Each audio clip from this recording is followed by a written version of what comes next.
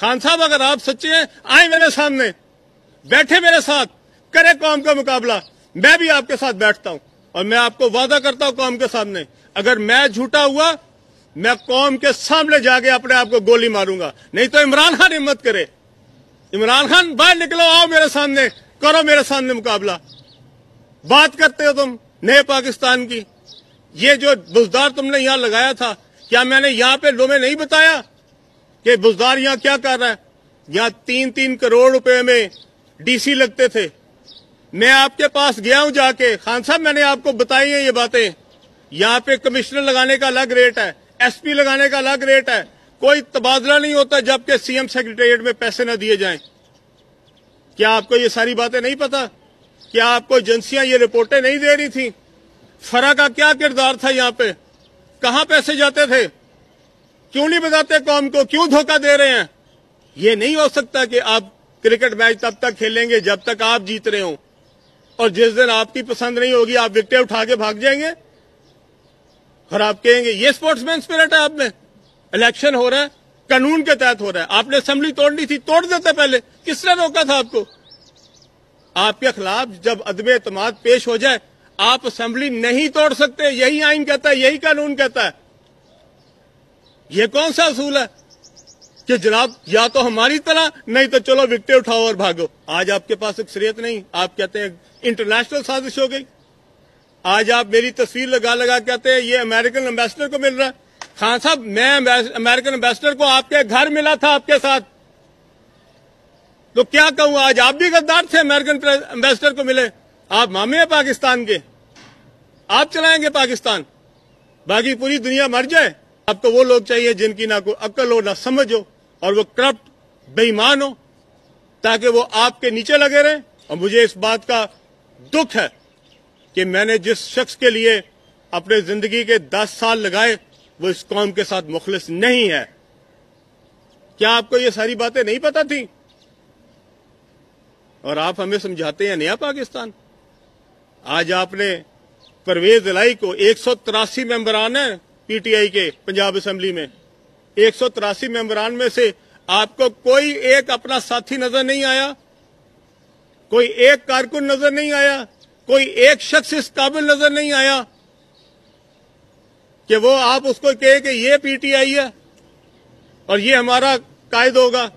आपने परवेज इलाही से सिर्फ 5 वोट एमएनए के लेने के लिए, वो परवेज इलाही जिसको कहते थे आप पंजाब का सबसे बड़ा डाकू है, वो परवेज इलाही, ये आपका नया पाकिस्तान। जब आप गालियां देते थे परवेज इलाही को तो वो पाकिस्तान का सबसे बड़ा डाकू था, और आज आपके साथ मिल गया तो वो नए पाकिस्तान की बुनियाद रख रहा है पंजाब में। अब नया पाकिस्तान जो है वो परवेज इलाही साहब बनाएंगे। आज आप कहते हैं परवेज इलाही को वोट नहीं डाल रहा, ये गद्दार हो गया। ये परवेज इलाही के मैंने आपको मिन्नतें करके कहा था कि परवेज इलाही के साथ वहां पे सीट एडजस्टमेंट कर दें अगर पीटीआई ने वहां पे गुजरात में सीटें जीतनी। मैं था जिसने कहा था आप सीट एडजस्टमेंट करें, और अगर 5 सीटों के लिए समझौते करने थे तो इतनी बड़ी तहरीक चलाने की जरूरत क्या थी? 5 सीटें थी उनके पास, उसमें से भी 2 लोग आपको वोट नहीं डाल रहे, तो 3 वोटों के लिए आपने ये सब कुछ किया। कोई शर्म ही नहीं आई कि आपने अपने इतने मुखलिस साथी को पकड़ के जेल में डाल दिया। ये आपकी नया पाकिस्तान की बुनियाद। जहांगीर तरीन की बेटियों के खिलाफ आपने पर्चे करा दिए। वो जहांगीर तरीन जो आपके लिए दिन रात मेहनत करता था। खान साहब, मैं आपसे पूछना चाहता हूं, आप दूसरों को तमगे दे रहे हैं गद्दारी के, मैं आपसे पूछ रहा हूं, अगर आपने बुजदार को बनाना था, मुझे नैब के पास भिजवाने की क्या जरूरत थी? आप मुझे अपने पास बुलाते और कहते अलीम खान मैं आपको नहीं लगाना चाहता। और ये जितने तरीके इंसाफ के कारकुनान है, जरा मुझे इसका जवाब दें। मुझे 4 बार नैब में क्यों बुलाया गया, जबकि मैंने 26 जुलाई से पहले तो कभी नैब का दफ्तर भी नहीं देखा था, मुझे कभी कोई आज तक नोटिस ही नहीं आया था, मुझे कोई लेटर भी नहीं आया था। और फिर जब मैं आखिरी बार डीजी के कमरे में बैठा था तो वहां पे साथ टीवी लगा था, डीजी साहब सामने बैठे थे, मैं इधर बैठा था, और इधर एक टीवी लगा था दीवार पे, और उसके ऊपर आ रहा था उस्मान बुजदार को वजीर आला नामजद कर दिया गया।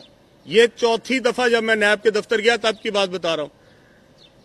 تو میں نے ڈی جی صاحب جو سامنے بیٹھے تھے میں نے ان کو کہا کہ جناب والا اب تو میری جان چھوڑ دیں, اب تو جس نے سی ایم بننا تھا بن گیا ہے.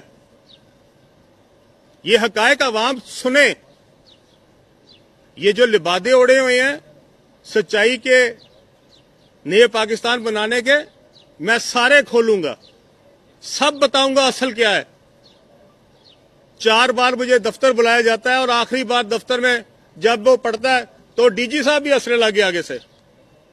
میں نے ان کو کہا آپ مجھے جانے دیں, اب نہ آپ کو مجھے بلانے کی ضرورت ہے نہ مجھے آنے کی ضرورت ہے. اس کے بعد 6 مہینے مجھے کوئی لیٹر نہیں آیا, دوبارہ کوئی پیشی نہیں ہوئی. 6 مہینے بعد پھر عثمان بزدار صاحب کے لیے آ گیا کہ ان کو تبدیل کیا جا رہا ہے. جیسے ٹی وی پہ خبر ٹکٹ چلتا تھا مجھے نوٹس آ گیا, مجھے پھر بلا لیا گیا. میں نیب کے دفتر پہنچا فروری میں, انہوں نے مجھے وہیں بٹھا لیا.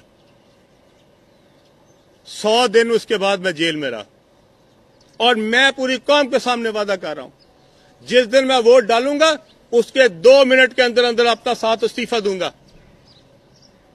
مجھے کوئی پرواہ نہیں کسی ایم پی اے سیٹ کی, مجھے کوئی پرواہ نہیں. میں سینئر وزیر سے ہٹاؤں, کتنے لوگ ہیں جو خود وزارت سے ہٹ کے جاتے ہیں.